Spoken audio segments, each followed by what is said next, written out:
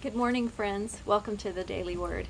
I've been reading in Revelation recently, but I find myself focused on a completely different part of the book than I normally do. Normally, I focus on the end times prophecy and all the things to come and trying to wrap my head around what it all means. This time, I found myself at the beginning of the book where Jesus reveals himself to John and then speaks to his church, his body, his bride. And the thing that really stood out to me and the thing that pierced my heart was, okay, he's speaking to me here.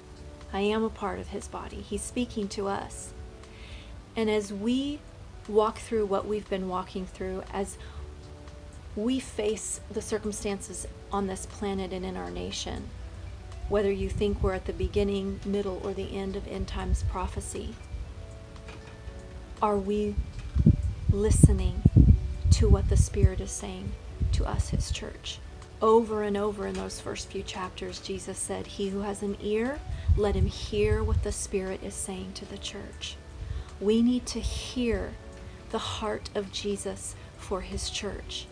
He spoke to those 7 churches and he called out the things that he saw that he was pleased with, their perseverance, their good works. He said, "I know it's hard because of persecution," and he encouraged his church.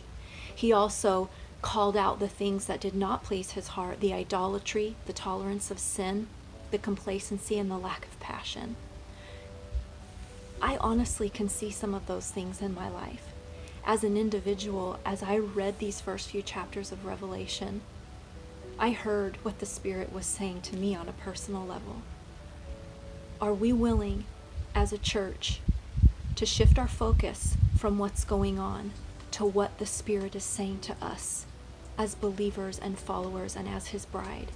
To open our ears to hear what's on his heart for his church. To be willing to give him access to our heart and say, "Show me those things. Remove these things. Remove the sin which causes me to stumble.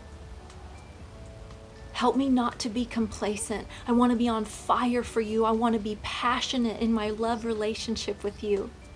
Because ultimately, that is what matters. All of the circumstances, they are what they are. And what's to come will come. But what matters is, do we have ears to hear what the Spirit is saying to us, his church?